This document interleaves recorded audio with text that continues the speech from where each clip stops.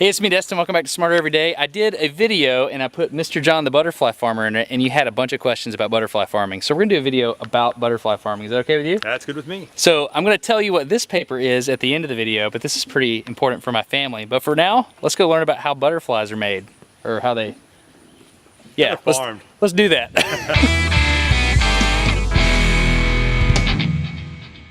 Okay, first step in the life cycle of a butterfly is? Butterfly eggs. All right. Where do we go? Let's go see if we can find some in our fly house. All right, John, so you have a huge butterfly house here.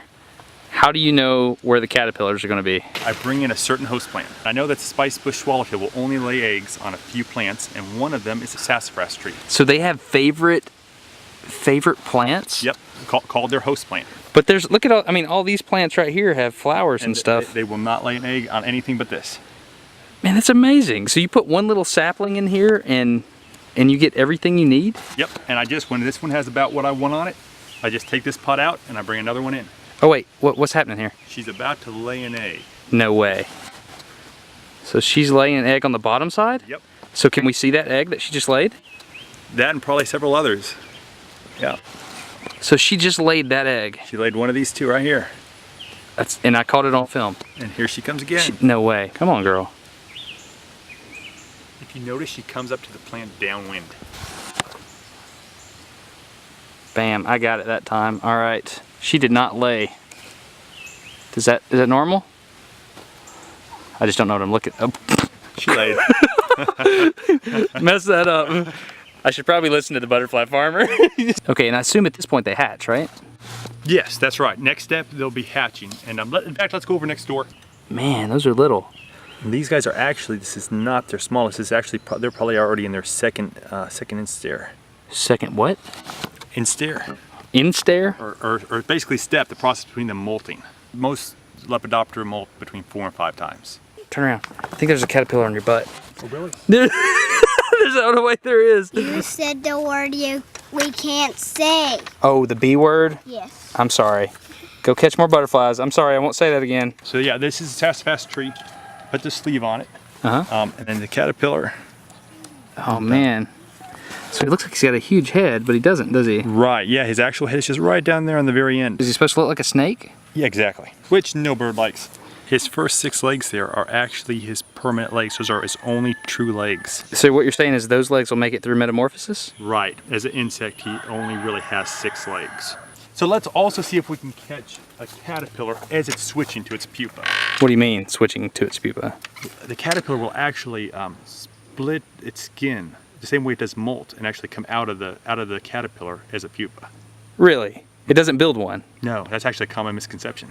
Are you telling me a caterpillar just sits in one spot and turns into a pupa? I can tell you whatever you want. Show me.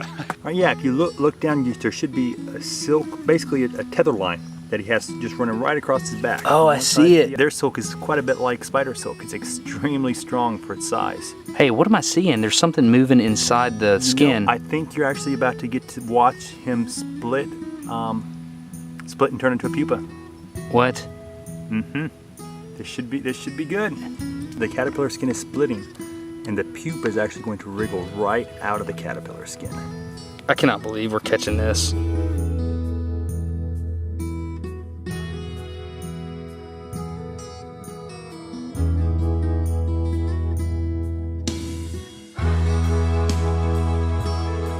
So the only thing holding him to the net is that one little silk thread that you showed me earlier. Yep, that one little security line. What happens if it breaks? It doesn't. So he's done with his skin, right? Yep, and he jumped off, reattached, and now he's going to wiggle around until that skin drops down below him. You can see there he just ejected. He got loose, and now he's going to wiggle around a little bit more, and then he's going to calm down. If you tried to pull on the pupa, it would cut right through him instead of breaking. The silk thread would cut the pupa? Yep, the pupa would break before the thread would. And down here he just shed, that's the caterpillar skin. This is totally backwards from what I thought. I thought that the caterpillar made this pupa and then crawled inside and then turned into a butterfly, but you're telling me he just sits there and grunts and turns into a pupa. That's right. After he's finished there, he's going to start hardening. He will lighten up to a nice light whitish background because he's on a white background. So he'll end up with a color similar to this guy right here. So you're saying that they change colors based on where the pupa... based on the background of where the pupa spins his cocoon. So that means, think about that.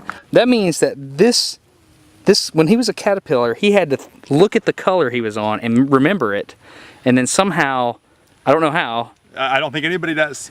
somehow he figures out what color he needs to be. Like a chameleon, he matches the best he can to that background color. So can you show us some different colored ones? Absolutely. Usually get anywhere from about 40 to 60 out of a sleeve. And most of these guys here will actually be going to the Bronx Zoo. Really? Yep. From Alabama to the Bronx Zoo. Yep, pretty neat. That's pretty cool. And of course, I always keep a few that I save out for my own breeding stock. So do you get to see them come out, like the emergence out of the cocoon? I Or sure the do. pupa, excuse me. Yeah, sure do. And in fact, why don't you take a few of these and we'll see if you can catch them on camera coming out of the cocoon and drying their wings. Oh, I bet it feels like a trick. Is it hard to do? Oh no, you'll be all right. Thank you. Wings, so I turned this upright so he could crawl. Okay, So he crawled from the bottom to the top. just now. I've been waiting for weeks for this to happen. All right, so this is one of the most amazing parts of the process. This butterfly, which is a totally different looking creature than what went into this pupa, just came out of it. Now what I think is cool is that those wings were folded up in such an efficient way that they were crammed into this thing. That's amazing. So when he comes out, those wings are obviously kind of new, so they're wet and floppy. So they have no real structural integrity, so he can't use them. So he's pretty vulnerable for the first little bit. He comes up to the top here and he dangles his wings down. He's got fluid in his abdomen and he starts pumping it into those veins on his wings so he can inflate it. It's actually called inflation. Oh, you see it? That's excess fluid that he had in his body that he was getting rid of because he's already inflated his wings. I can't believe I just caught that. I just induced it, really. Anyway, he just ejected that meconium because it was no longer needed for his wings because they're already inflated. So it looks like he's got one more fold in his wing that he's trying to straighten out. He's almost there, but not quite. Where are you going, buddy? Oh, he just flew. That was the first moment that guy flew, so his wings were ready. Okay, so it turned out that butterfly emergence was a little too difficult for me, so I'm bringing it back to John. John's gonna borrow the camera for a week or so, and he's gonna see if he can catch it for you. You gonna catch butterfly emergence? We're gonna try. All right, next thing you're gonna see is John with the camera. My timing was off. All right, we'll see what we can do. All right. These are the guys that I think are gonna be hatching over the next day or two. And down here, I have my trusty old carrying case, and I'll actually be hanging the pupa from up on the roof there. Now, if everything goes well, the next thing you should be watching is a butterfly as it hatches from its chrysalis.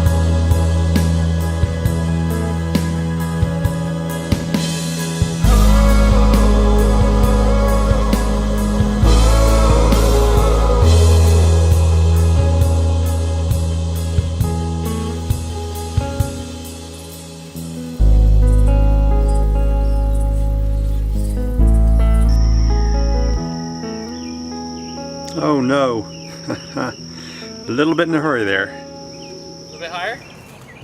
1, 2, 3, go! How's that? Good. Okay, so I mentioned earlier in the show I was going to show you what's in this envelope. I was hand delivered this at work, and it's called a notice of decision to furlough, which means basically I no longer get paid on Fridays.